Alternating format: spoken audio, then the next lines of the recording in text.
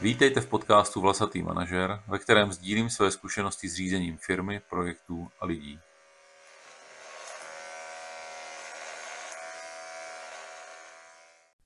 Dobrý den, já jsem Jarek Kuboš, Vlasatý manažer, a minule jsem vám řekl, jak jsem přišel o vlasy, a řekl jsem, že jsem expert na spoustu věcí, podle definice, že expert je člověk, který v daném oboru už udělal všechny chyby. A slíbil jsem vám, že vám popovídám o svých fuck upech. Fuck up je věc, kterou jste udělali a kterou byste radši neudělali. Skončilo to nějakým strašným průšvihem a není úplně obvyklé o tom mluvit. Na druhou stranu, když si to člověk přizná, tak je to možnost se nějakým způsobem poučit a posunout se dál. A já vám povím o takových 4 fuck upech, na které si pamatuju, než bylo ve skutečnosti mnohem víc. Když jsem začal studovat střední školu, tak tou dobou byl v kurzu Bill Gates se svým Windows 95 a už se jako vědělo, že vydělal nějaké těžké miliony. A já, co by programátor začátečník, jsem si řekl, no dobře, tak když může Bill Gates, tak můžu taky. Takže jsem asi rok programoval nějakou verzi Windows, která se jmenovala Dost plocha. A dokonce jsem s tím byl na nějaké mládežnické soutěži. A ukázalo se, že Bill Gates má trochu víc programátorů a jsou malinko zkušenější než já. Takže po nějaké době jsem si uvědomil, že to nemá cenu a Dost plocha skončila v šuplíku.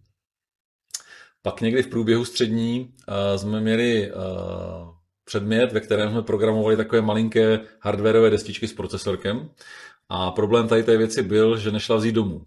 Člověk na ní mohl pracovat jenom ve škole, ale doma ne.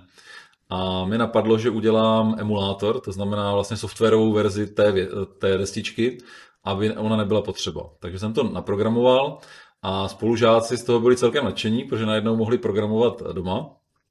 A já jsem si říkal, no tak super, když jsou nadšení oni, tak to je vlastně tržní úspěch naprostý. A tak jsem si spočítal velikost trhu, tu jsem odhadl na nějaké tisíce lidí v České republice, myslím, že 10 000. Ve skutečnosti to byla tak jako 100 nějakých jako nadšenců po průmyslovkách. A pronásobil jsem to nějakou částkou za licenci a už jsem se viděl, jak jsem těžce v balíku. A ten program jsem strčil do šuplíku a říkal jsem si, tak až někdo přijde, tak já mu to prodám. A nějak jsem úplně zapomněl to prodávat.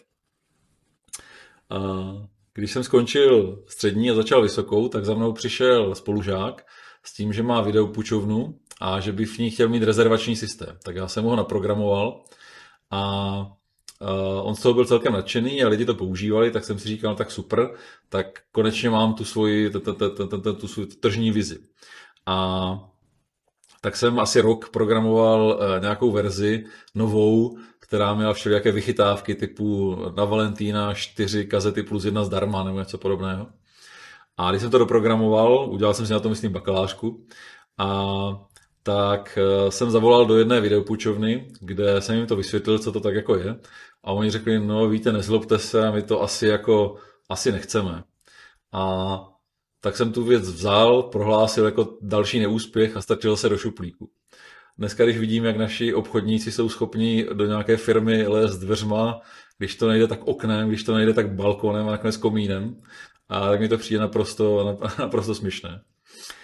A poučen tady tím jsem se pustil do další díry na trhu, to už bylo někdy po vysoké škole, a kdy jsem dostal skvělý nápad, že je potřeba vyrobit portál s nabídkama práce, internetovou stránku, ale takovou, kde nebude potřeba ty práce zadávat, ale s kamarádem jsme napsali takového robota, který obcházel český internet a hledal na webech firem pracovní nabídky, to tam umisťoval. No a za 3 roky jsme to měli tak jakože hotové a vydělali jsme na tom 1500 korun za reklamu, která tam byla zobrazená. A vlastně tím pádem jako hodina práce vycházela asi tak na korunu programátora. A tak jsem nějakou chvíli to prohlásil za neúspěch. Kamarád byl asi o rok bystřejší než já, tak skončil dřív. A dal jsem to kam? No, do šuplíku. A v tu chvíli jsem si uvědomil, že k sobě potřebuju někoho komplementárního. Našel jsem si svého společníka Petra Humlíčka, který je všechno, co já nejsem. Je fakt jako komplement. a je to obchodník, tělem i duší a je to vizionář, ale takový ten vizionář, co dělá věci, které lidi opravdu chtějí.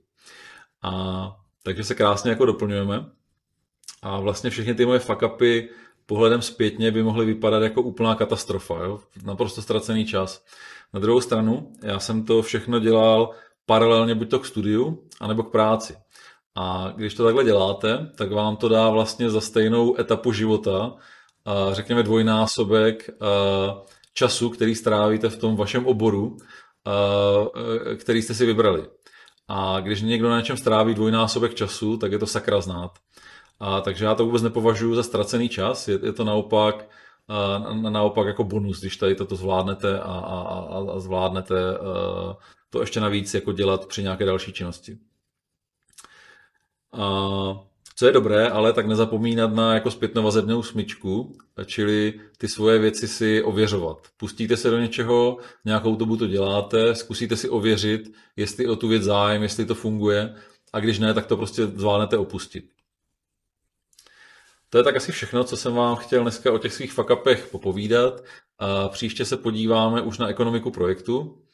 A jestli máte nějaké komentáře dolů pod video, a ideálně, kdybyste tam tak napsali svoje fuck-upy, pochlubte se.